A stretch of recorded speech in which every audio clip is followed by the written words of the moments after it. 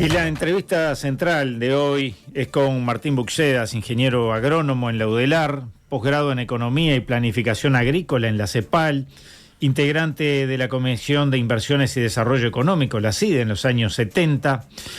Y a propósito de las charlas, de la charla que vamos a tener hoy, tenemos aquí con nosotros, capaz que hasta las cámaras lo pueden ver, esta publicación, claro que sí. Allí, Desigualdades Sociales, un juego idiomático que ya estaremos conversando con el autor, crónica de los desafíos de nuestro tiempo. Y allí, en el prefacio, Antonio Pérez recuerda que Buxedas ha incursionado en temas tan diversos como la economía, el desarrollo y las políticas agrícolas, los problemas alimentarios, la política industrial, la economía política y diversas cuestiones sociales. Esta trayectoria no solo incluye el trabajo realizado en nuestro país, sino también en instituciones internacionales.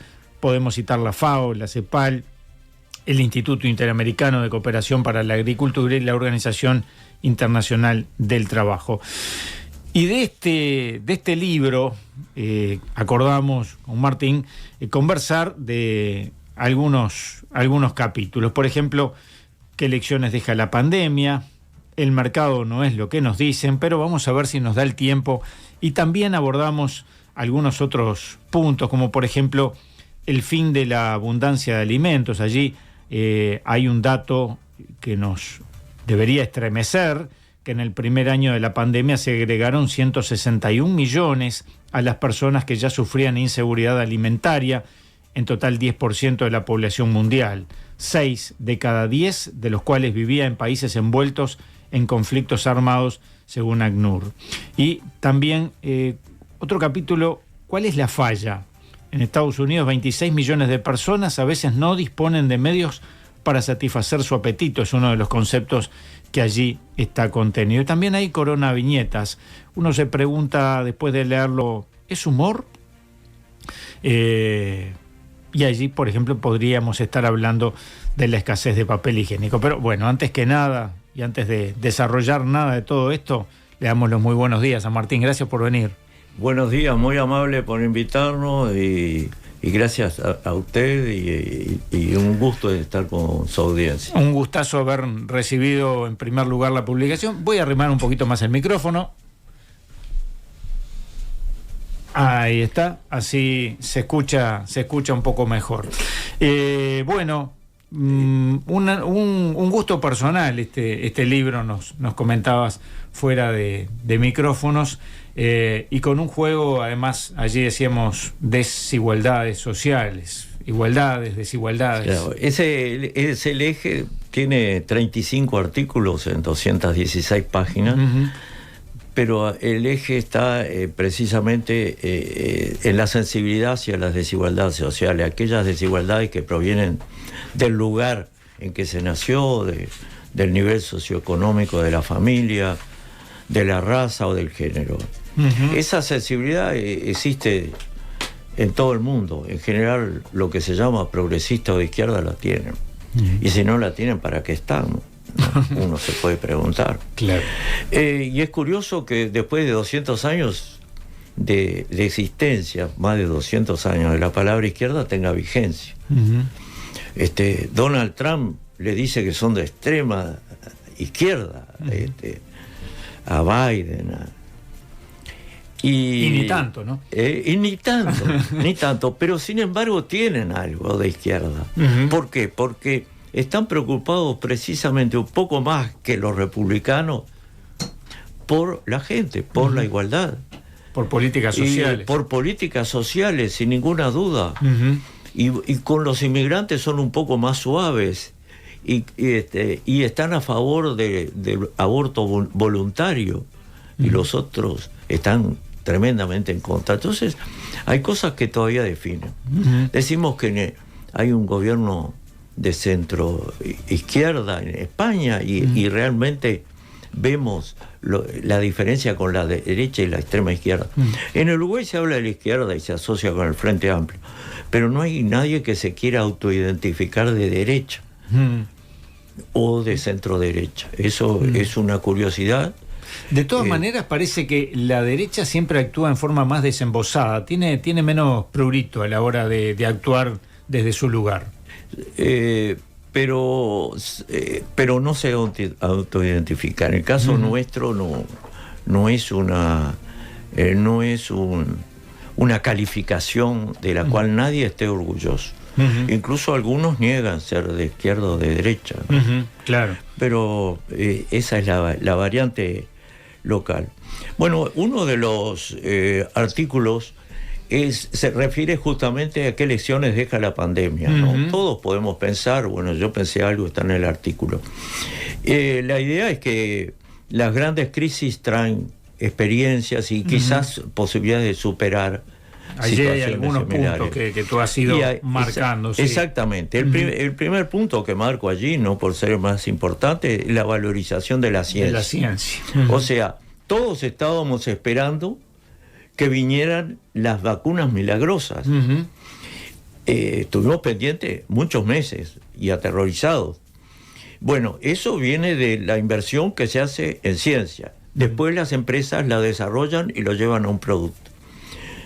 La inversión en ciencia no es un lujo, entonces, es importante. Una segunda cuestión es que se valorizó el papel del Estado. Porque, aún los estados más refractarios a gastar plata, gastaron plata, aumentó el déficit fiscal y aumentó la deuda externa. ¿Por qué? Porque la crisis era muy grande, la gente se quedó sin empleo, sin ingreso, hay sectores que no tienen ningún tipo de ahorro, ninguna compensación, y las empresas también, las micro y pequeñas, las pequeñas empresas se quedaron, muchas de ellas, sin clientes en esas condiciones. Los gobiernos abrieron la billetera, unos más, otros menos. El Estado entonces recuperó un papel aún en aquellos lugares en los que había estado en retroceso. Lo otro es que las vacunas no llegaron a los más necesitados. Eso es tremendo.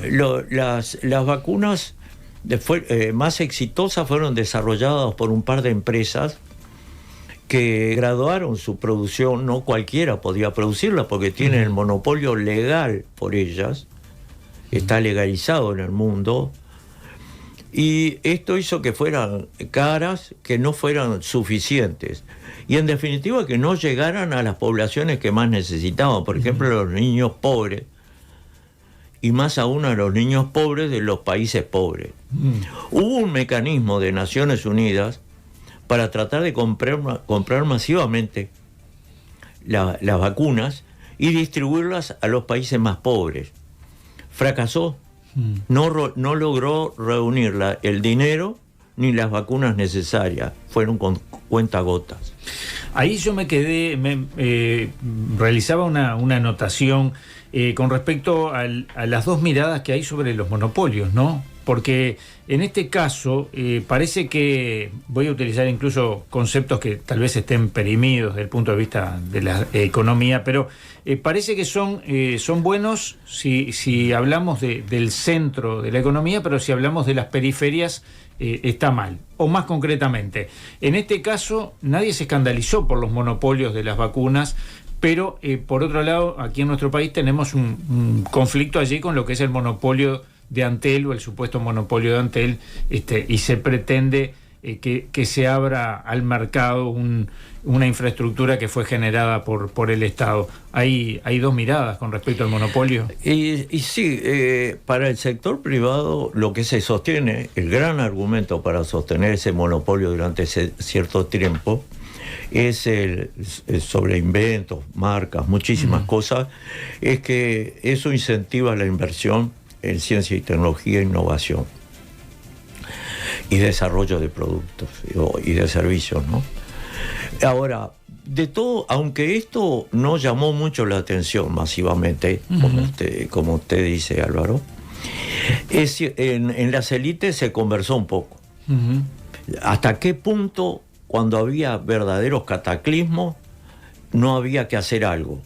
Y se plantearon algunas cosas. Por ejemplo, que en esas condiciones se pagara el producto de acuerdo al costo y a un ingreso razonable, porque fue tremendo lo que ganaron estas empresas. Sí.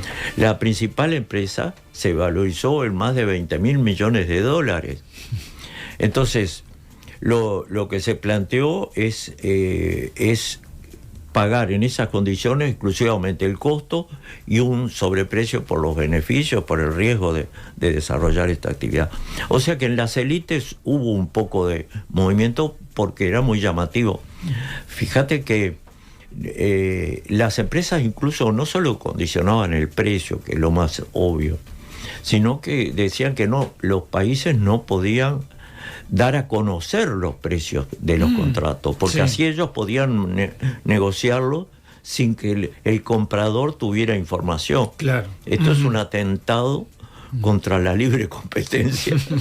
Claro. Pero los gobiernos o firman o no tenemos negocio. Claro, no sí, además quedaba claro que los precios eran según el cliente, ¿no? Y claro, eso le daba mucha libertad, no podías decir, no, pero usted le vendieron a fulano a tanto, véndame lo mismo. Sí.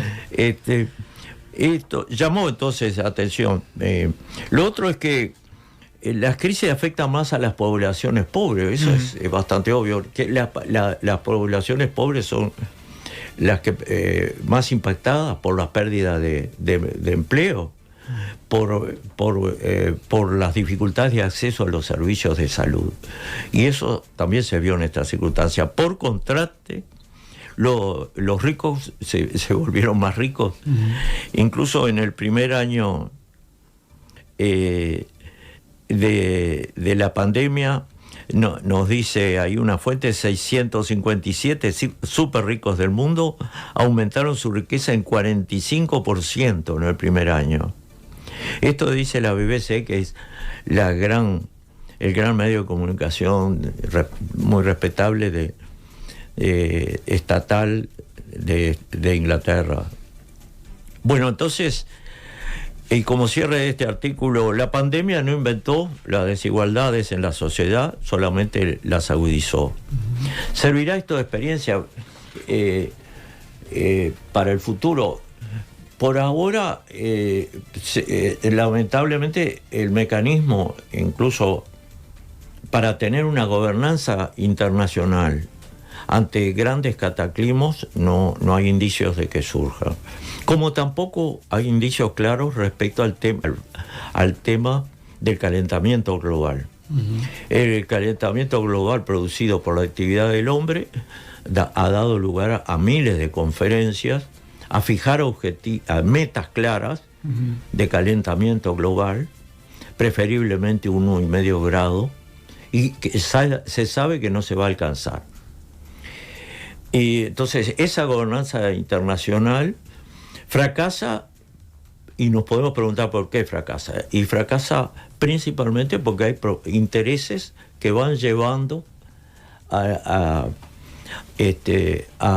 continuar con un camino que aceleradamente va hacia un cambio en las condiciones ambientales fundamentales, con tremendas consecuencias para la humanidad.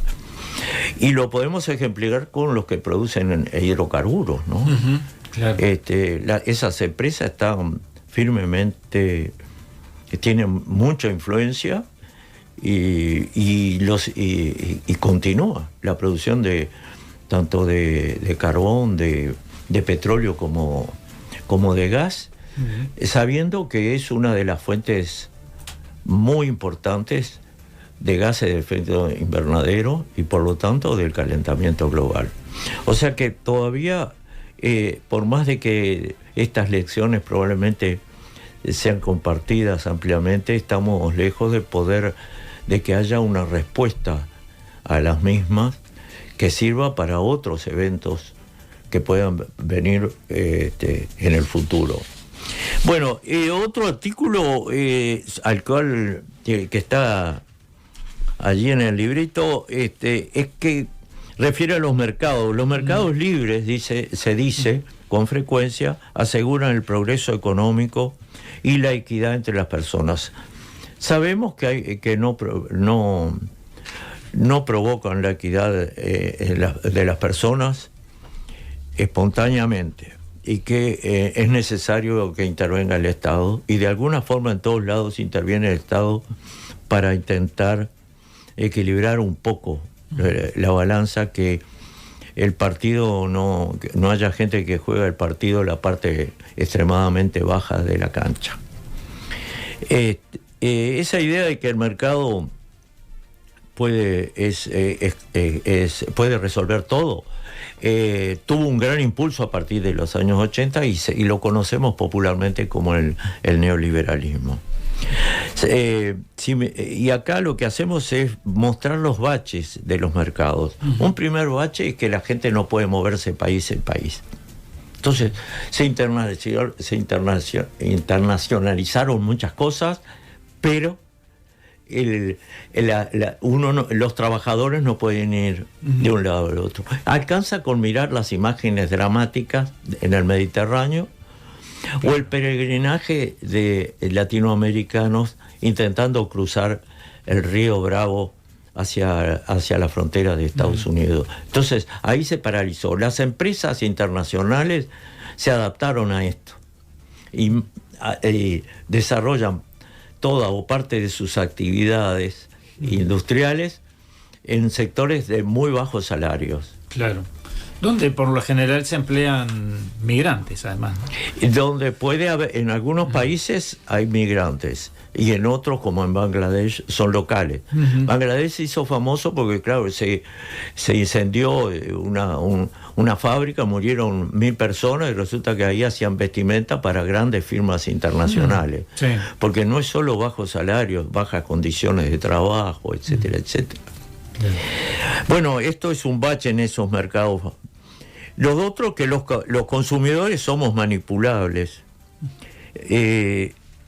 Y acá este tema ha sido estudiado por economistas, bueno, de izquierda en el sentido norteamericano.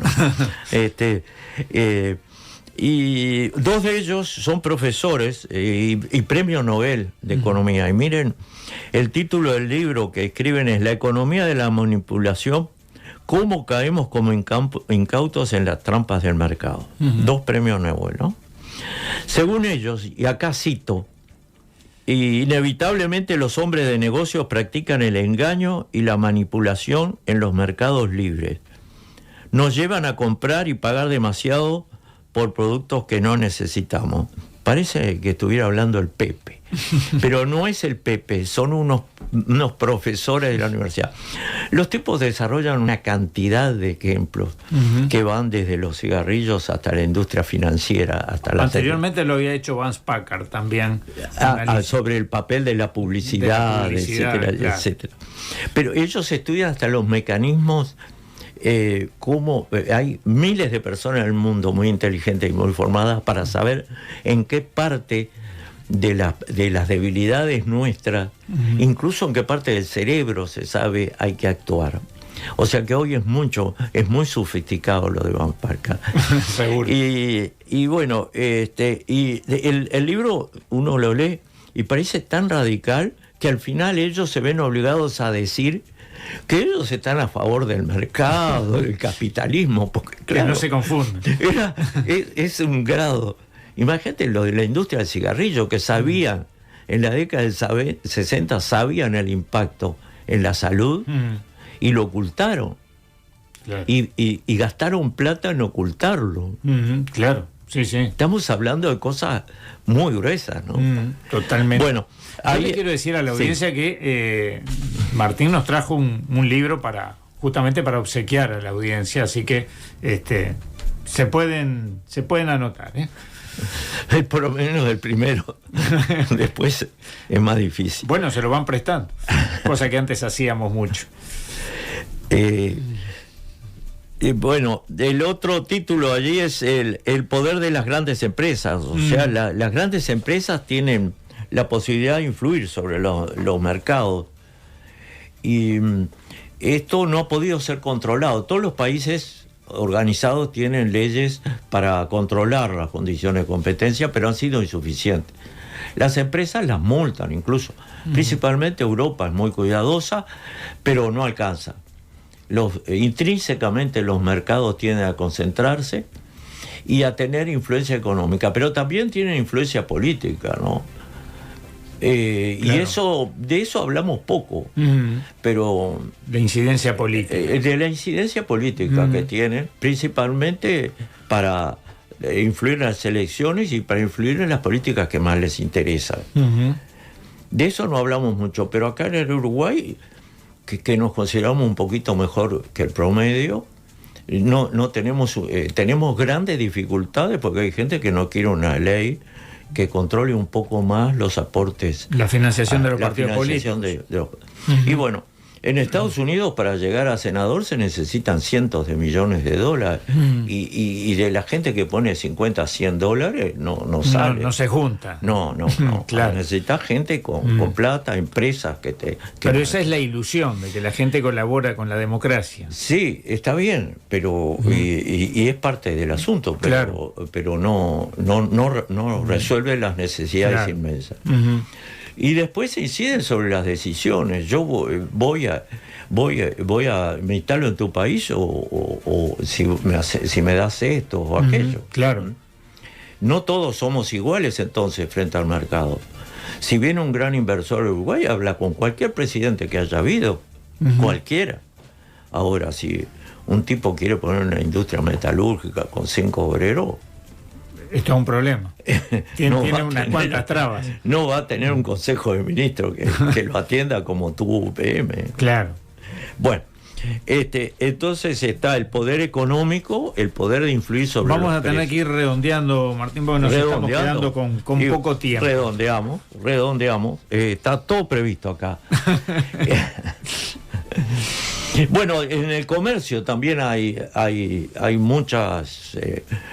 muchos límites que ponen los países, particularmente en el comercio agrícola, que justamente es el que nos interesa a nosotros. Esto lo conocemos bastante. Para entrar a Estados Unidos con carne, por fuera de la cuota, necesitamos pagar el 27% de aranceles. Los aranceles son los impuestos a las importaciones, que en este caso pone Estados Unidos a las importaciones de carne. Pero también hay limitaciones a las inversiones. Estados Unidos, lo más famoso en este momento es que Estados Unidos dio un vuelco en esto. Al considerar a China un enemigo estratégico, le ha impuesto restricciones a las inversiones y también al comercio, tanto al comercio exportador para no exportar tecnología, como al importador para no traer determinada. Entonces, han ampliado el tema de la seguridad nacional, que ya ha dado lugar a una cantidad de intervenciones, ahora a atender la competencia con el enemigo estratégico, dando un vuelco en lo que había sido la globalización, la eliminación progresiva de las limitaciones a la circulación de mercadería, de servicios, y de inversiones. Martín Buxedas, muchas gracias. Se anota un montón de gente para el libro y se siguen anotando. Nosotros lo conversábamos previamente. Sabíamos que el tiempo iba a ser muy escaso para todo lo que teníamos para conversar. Nos quedó allí una cantidad de temas. Tal vez podamos reencontrarnos pronto y seguir analizando esos aspectos. Incluso ese capítulo que me quedé en la duda, ¿tú lo definirías como humor, ese Corona Viñetas? Sí, es un humor medio ácido, pero estaba ahí. Alguno era alegre, porque es algo que me pasó. Subí a hacer ejercicio en la azotea del edificio y enfrente un niño siempre me saludaba. Esa es la parte un poco más sensible, ¿no? Sí, allí tú lo mencionás bajo el título Alegría, pero me parece, nos despedimos con lluvia. Dice, es cierto, el coronavirus es como la lluvia, cae desparejo, parafraseando al viejo Vizcacha. Exacto. Bueno, y es eso, el libro no está en librerías todavía. tengo un teléfono, si alguien quiere llamar, 099-268-039, 099-268-039, y ahí arreglamos. Y bueno, ha sido un enorme gusto. Y al contrario, el placer es mío y de la audiencia que así se ha expresado, ¿eh? Sinceramente, muchísimos mensajes que van en ese sentido de lo que disfrutaron esta entrevista. Así que bueno, muchas gracias. Nos comprometemos a seguir conversando próximamente. Con muchísimo gusto. Gracias por el madrugón, ¿eh? Ay, sí, es duro. Dígamelo a mí. Esa es la parte negativa. Bueno, y a todas y a todos ustedes, muchas gracias también por vuestros madrugones. Y si son tan valientes, los espero mañana a las 6:30 con otro Info 24 Horas. Siguen con Nada que Perder. Hasta mañana.